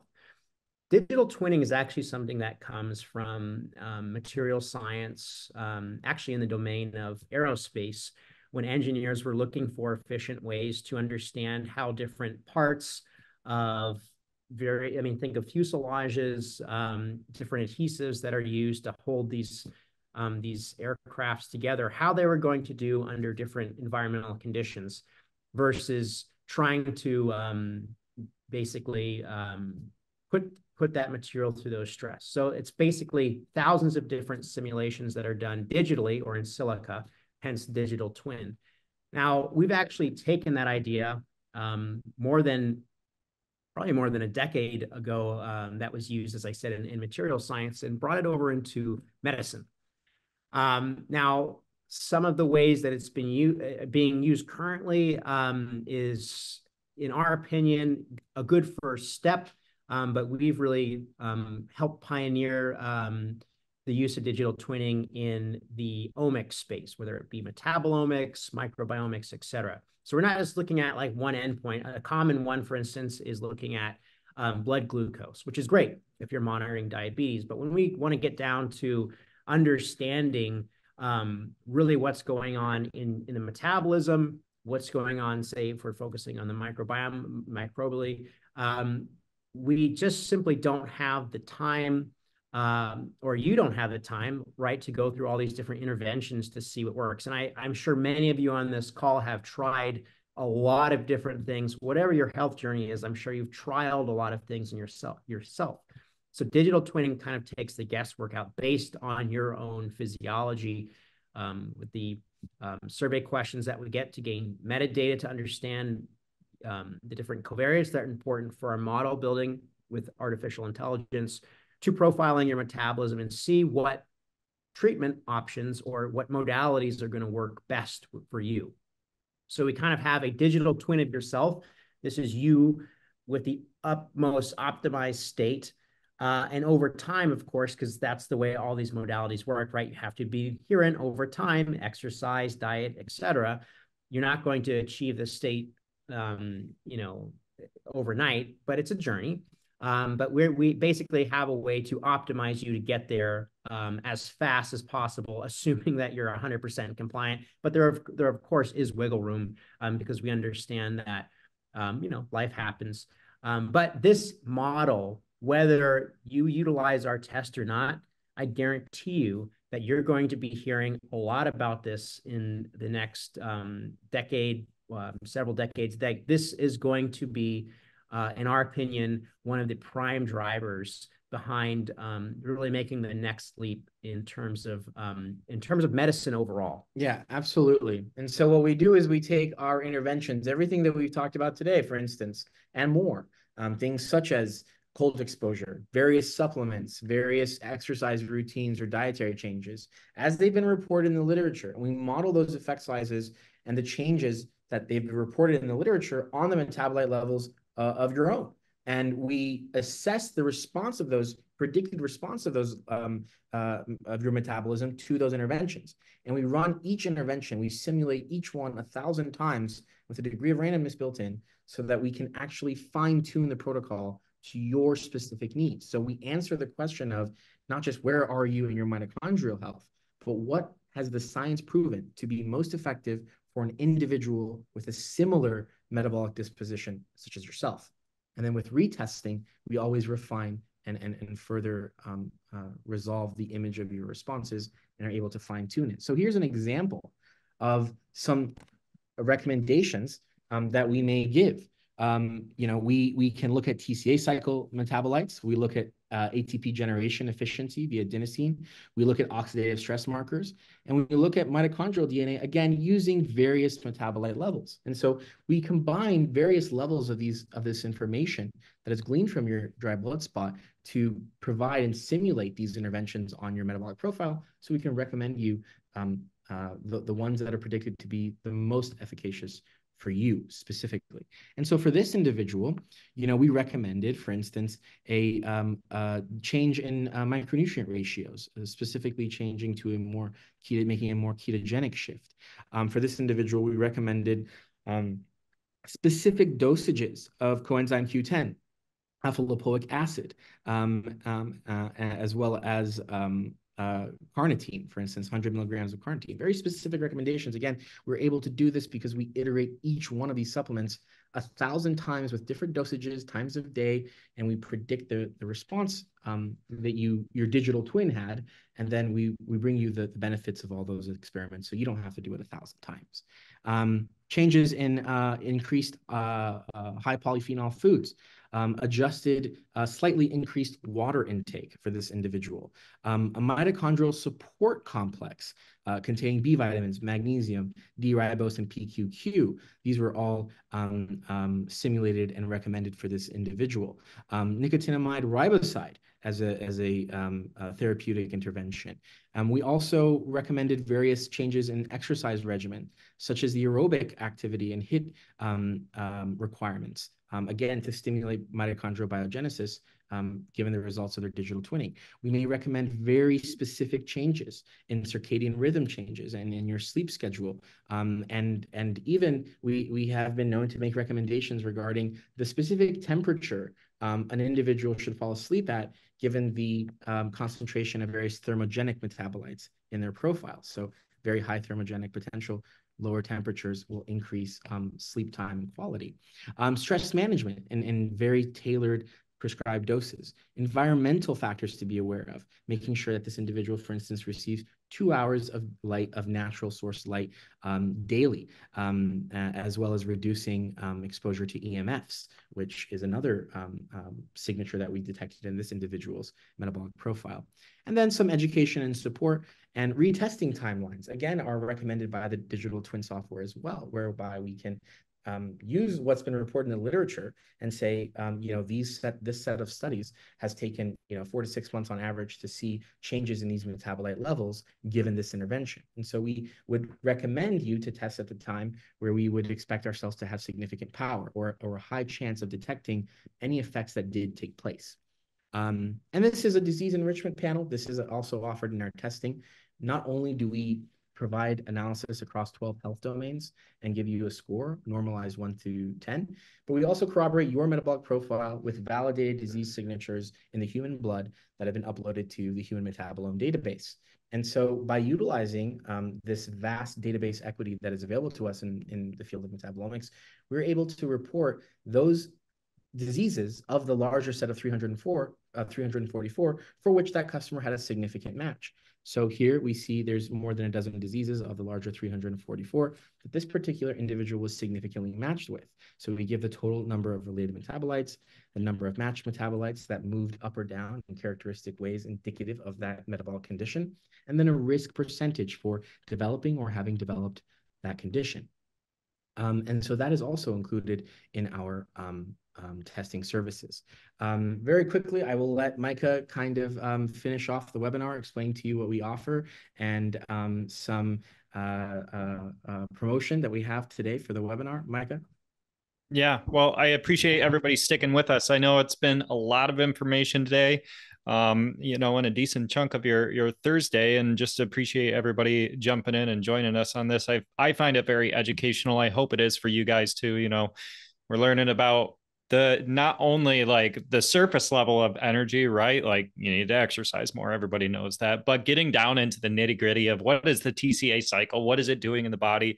What are the factors of like red light? Or I see some people are asking about ozone and those different things. And quick side note, we do recommend practitioners, if they want to understand some of the modalities that they're implementing into the office, say there's not like you know, like you were talking about methylene blue, right? So one thing you can do to understand the impact that's having on the mitochondria, well, we're measuring a lot of what is happening within the mitochondria and getting a good understanding of how it's performing within somebody. So they can take a modality like methylene blue, do a test prior to giving it to a patient, and then, you know, maybe 30 days, maybe 60 days after, do another test. And that's going to give them a really good idea of what some of these modalities are doing within a person from a very practical standpoint. Like, are we seeing, you know, their score go up in these different dimensions? And so it can be really helpful in that regard. But as far as like doing this testing, like Dr. Jasbi was saying, right, there's really no good mitochondria test on the market currently that you can do at home.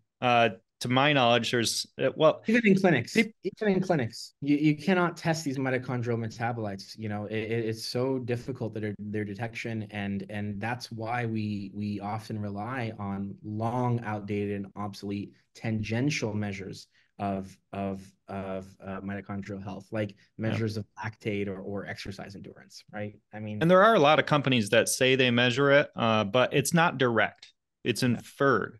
Meaning that they're looking at something like your VO2 max and then saying, hey, based on your VO2 max, which is not a direct correlation to the mitochondria, we think this is happening. Whereas this is a very direct measurement of what's happening within the body. So essentially, though, you can do this test to understand where you're at energetically in terms of mitochondria production.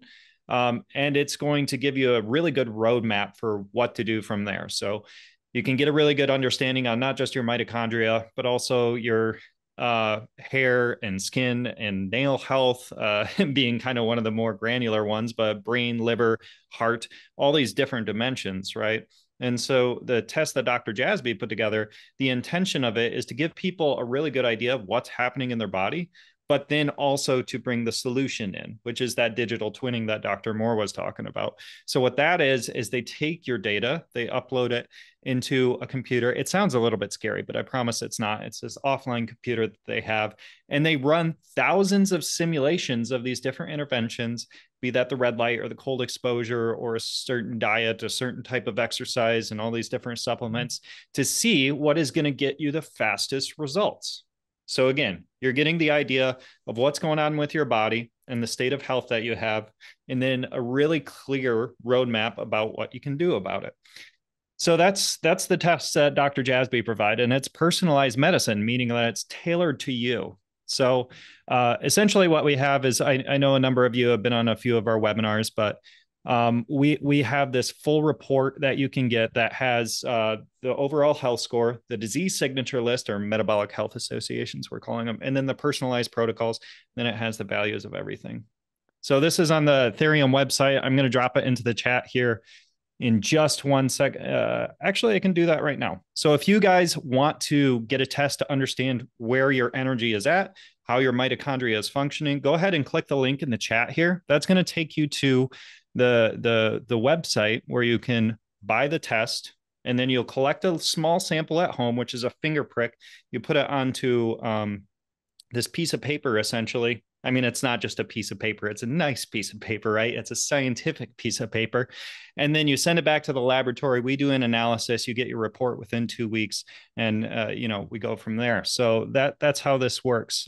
But we do have a 10% discount on the test. It expires on Sunday. So if you want to get the test with a bit of a discount, I definitely recommend getting it before Sunday. So go ahead and click the link there in the chat. And you guys will have access to unlocking new levels of energy in 2024.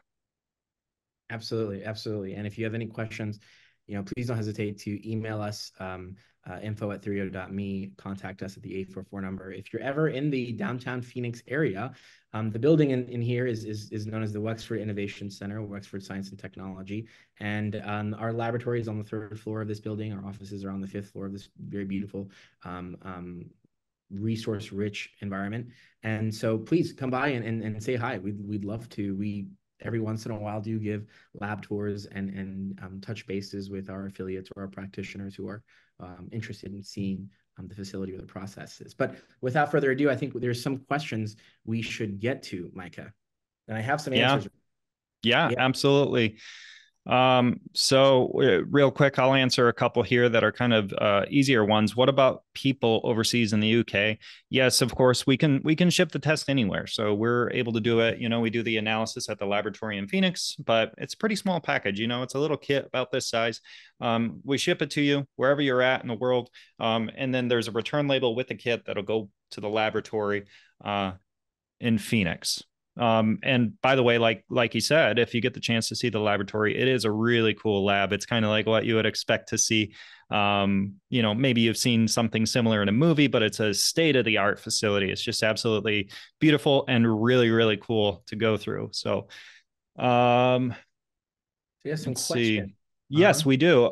Here's an interesting one under reproductive column. So there's one dimension on the test, right? It's showing reproductive health. Right. How does this apply to postmenopausal women?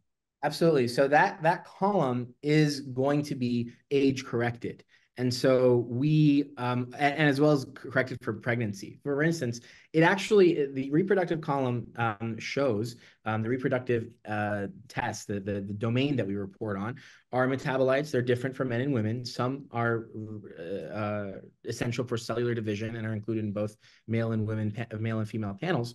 But what we're looking at is the propensity or the potential for that individual to reproduce. So for instance, for pregnant women who are currently pregnant, we correct because our reproductive score always comes back very poor because they're currently pregnant and are not amenable to further reproduction at the moment. So it makes sense, but we for instance, correct for current pregnancy. We also correct for age, meaning that women who are postmenopausal or perimenopausal even will have that reproductive health score determined in the context of their menopause status. So a woman can still test with us and have a high reproductive score, but be postmenopausal. And that's because the reproductive score is looking at things such as hormonal balance and various metabolites related to gynecological functions in general, not just having childbirth and reproducing.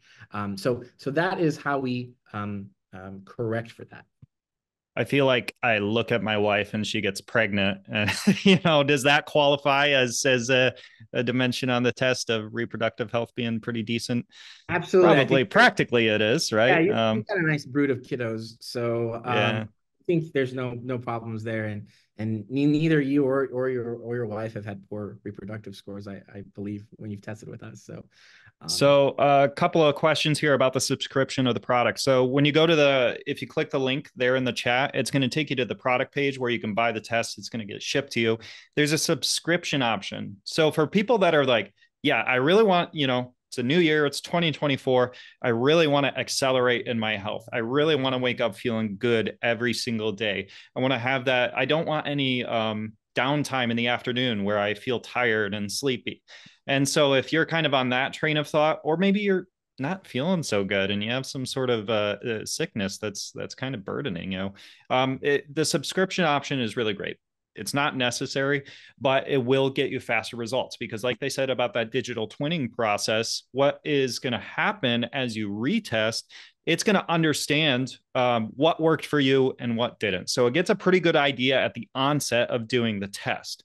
But as you continue to test, it's going to say, okay, now that we understand Francis a little bit more, or Helena, we can interject this therapy or this exercise regimen and see how that is going to work for them.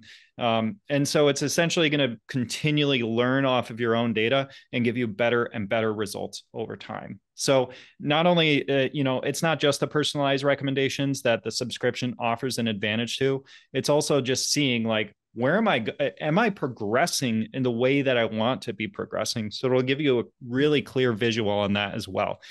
So as far as the subscription, the question was, how long is the subscription? Well, you can cancel it. You're welcome to cancel the subscription at any time. So say you do 3 and then you decide like, I'm feeling pretty good, I don't really need this anymore. You can go ahead and cancel it. So it is set to be indefinite once you purchase it. But you're welcome to cancel it so that you're not, getting them for the rest of your life. Once you feel like, well, I've done the work that I want to at this point. So, and it sends a test kit every 90 days, which is kind of like I said, that's somebody that really wants to accelerate quickly. That's kind of the recommended retesting period. You can also just buy a one-off test whenever you feel like doing it. So if you want to do once a year, once every 2 years, that's entirely possible. That would be for a person, let's say that wants kind of a general screening to understand like, how am I aging? Is anything popping up that I want to address really early on? So maybe for that type of person, but they're not like, an athlete that's trying to optimize or somebody that's sick trying to get better. Doing it once every year, once every 2 years might be a good option. And Helena had the same question there. Absolutely. There is a comment that says the link is not working in the chat. Although I have clicked it myself and I see that it's working. So if there's anybody else that has issues that Janice was encountering, please let us know. Let me try dropping it here again. A couple of issues were brought up with, for instance, ivermectin and methylene blue. I would like to answer that question because we do know an answer to that question. Methylene blue impacts a set of enzymes known as cytochrome P450s. These are the main enzymes of digesting almost everything. They're involved in the digestion of your food, the breakdown of drugs, and the detoxification of, for instance, metabolic waste products or environmental toxins, et cetera.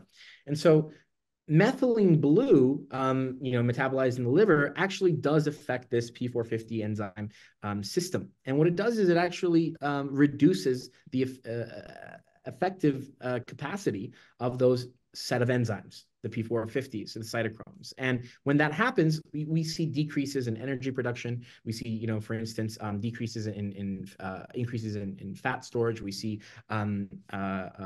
decreases in drug metabolism and the ability to clear environmental toxins. So both ivermectin and methylene blue actually do impact and impair cytochrome P450 enzymes, which are, again, critical for metabolism of almost everything.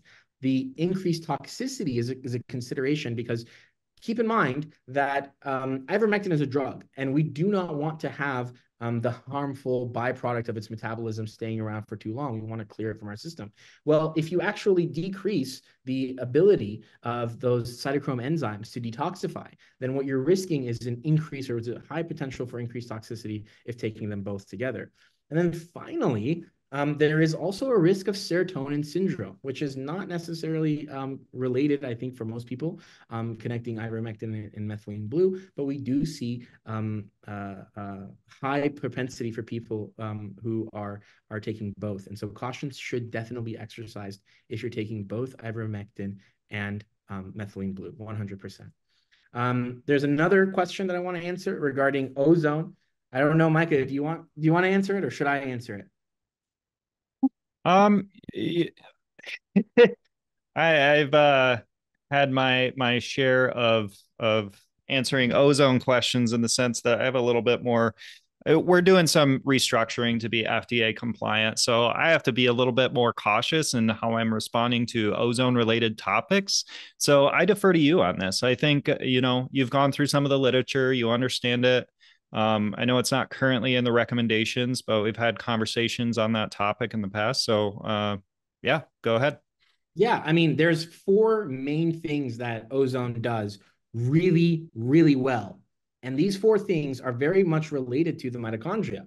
One, oxidative stress modulation, right? So ozone therapy will essentially introduce this controlled amount of oxidative stress to the body.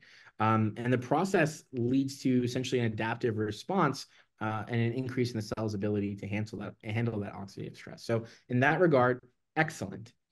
In the regard of oxygen utilization, it enhances oxygen utilization. It enhances the ability of the mitochondria to burn oxygen, O2, in the synthesis of ATP, which is good. It increases the capacity of ATP output. There's also the activation of various antioxidant systems, which can be triggered by ozone. So not only does ozone induce a sort of hormetic stress response, but it actually triggers various other downstream mechanisms that also are antioxidant. It is also key to reducing inflammation. Inflammation, again, is one of those, the great, sort of threats to mitochondrial health. So by modulating the immune response and potentially reducing inflammation, ozone therapy has been shown to indirectly support mitochondrial health. The only potential risks that I see, and again, ozone therapy is really great for a bunch of things, is really only when it's not administered correctly. Those are really the downfalls, and when in the science we see either no effects or poor effects. It's when the dosages or the route of administration is not considered correctly or judiciously. And then also what we see is that it's highly variable, not highly variable, but more variable than, for instance, diet and exercise. Most everyone will respond to a ketogenic diet and HIIT training. Most everyone. Less people tend to respond to, not saying that it's not an important modality to consider, but it's variable. So for some people, it may work. For other people, it may not. However, as I mentioned, with regard to the four very big effects it has, everything from immune modulation and reduction of inflammation, enhancements in mitochondrial biogenesis, ozone therapy is an excellent approach to enhancing mitochondrial health. It is. Just make sure that you're doing it right, and you're monitoring your own individual response to it. I would say one thing that I've learned over the last year and working with you guys is there's not a very good throughput from academia to medicine. And so there's all this research and study that's happening in academia, and some of it does make it into the private sector, into these companies that are offering it and producing it for the public. But there's a lot of things too that really just haven't translated super well into that world of medicine. And that's something that you've told me in the past too, Dr. Jasbi, but it's interesting to see like, some of these therapies, like we talked about ice baths, right?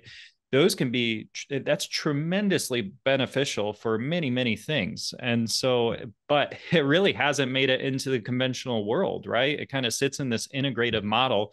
But I think over the course of the next 5 years, 10 years, like Dr. Mohr was saying, in terms of like digital twinning, we'll get a better understanding of what's really working for people, what's really getting results for people, and be able to provide objective data on how their body is reacting to a certain intervention or a certain type of exercise. And so this tailored personal medicine model is the future, bar none. Absolutely.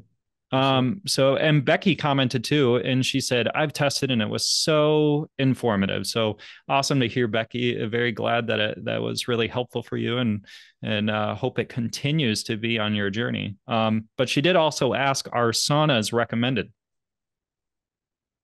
They can be specifically for increasing like vasodilation and enhancing blood flow, which is an important consideration. But saunas, in particular infrared saunas, can have several impacts on mitochondrial health and overall cellular function. So there's, this heat shock protein activation. So, this exposure leads to the release of these proteins that are crucial in helping cells cope with stress.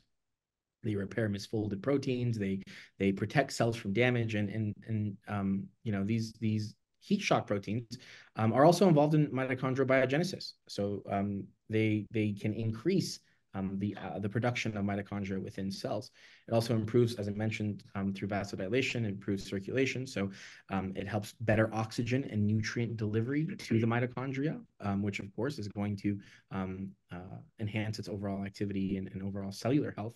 And then detoxification is another aspect of saunas that are very important in the backdrop of mitochondrial health. So, sweating in a sauna is a sort of topic of debate, but it's proposed that process might reduce the overall toxin burden of that individual and interference of those toxins with mitochondrial functioning. And there's evidence to show that regular sauna practices are implicated in stress reduction. And as we mentioned, stress is one of the great existential threats to mitochondrial metabolism. So it very well may be that mechanism of saunas is also effective. And then we also see boosts in heart health, immune systems. We also see an increase in what are known as longevity proteins. For instance, the FOXO3 protein and various sirtuins are upregulated with sauna use. And those are known to help mitochondrial health. There's also muscle soreness. So saunas can really alleviate the feelings of fatigue. And so it can help with coping with one of the symptoms of poor mitochondrial health, which of course is muscle weakness and fatigue, but not necessarily as a direct biochemical influence. But I would still say that, yeah, saunas are absolutely relevant and important in enhancing mitochondrial health through various mechanisms. Yeah. A couple more questions and then we'll wrap up. So what about photodynamic therapy, photobiomodulation? We did touch on red light. In terms of light therapeutics, have you seen anything else? I haven't. I've seen in changing, like certain light boxes that are set to change the circadian rhythm. That is, I think, a very roundabout way of just having better sleep hygiene, going to sleep at prescribed times, waking up at prescribed times, making sure 7 to 9 hours of sleep are observed in the correct, low light, low temperature settings, which are shown to enhance sleep quality and overall mitochondrial health far beyond these photomodulation boxes. So I absolutely, you should consider these various methodologies. With our digital twinning platform, we can recommend the most bespoke solutions for you, none of which we sell, by the way. You cannot buy L-carnitine from us or alpha lipoic acid, or we don't sell, HIIT exercise subscriptions. And we do that intentionally. We intentionally do not sell anything beyond the tests and the recommendations, because it should be a sincere and genuine effort to bring you closest to what the science is prescribing is best for you. So we exist to help you, bring you the tools that you need to query your biology and essentially ask science what is best for you through, again, enhanced data collection and advanced experimentation in silico. And so it is important. It is important. It can help. These photo boxes have shown some evidence, far less evidence than just fixing someone's sleep cycle and ensuring they're within normal circadian rhythm. Yeah. And you and Dr. Mohr are a rare breed in that you maintain the scientific integrity.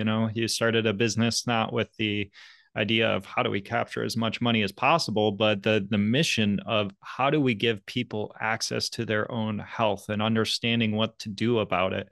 And that's something that's pretty rare, I would say. It's not something that you commonly see. And so I've been very thrilled to work with you guys because of that perspective that you bring into this project. So I just wanted to say a couple last things here, and then we're going to wrap up. It's been 2 hours, and I thank everybody for their time again. But in regards to the subscription, Elena and Francis had a question about doing it twice a year as opposed to every 90 days. I can do that. That is not a problem. However, you won't be able to purchase directly on the page. You'll have to send me an email. So if you can email, that email you see on the screen right there works just fine. That goes directly to me and I'll respond to you there. That's info@therio.me. And I'll get you set up on a subscription that does it every 6 months as opposed to every 3 months, and you can do it on a little bit of a less regular basis. But I think that's all we have time for today. Thank you, Dr. Jasbi. Thank you, Dr. Mohr. It's been highly informative. I really appreciate you guys going through all of that. And yeah, look forward to continuing to change lives, give people more energy, and reinstate their vitality. We appreciate it, Micah. Thank you, everyone, for joining. If you have any questions, please let us know. Other than that, have a great rest of your week and Happy New Year. No. Happy New Year. Bye-bye.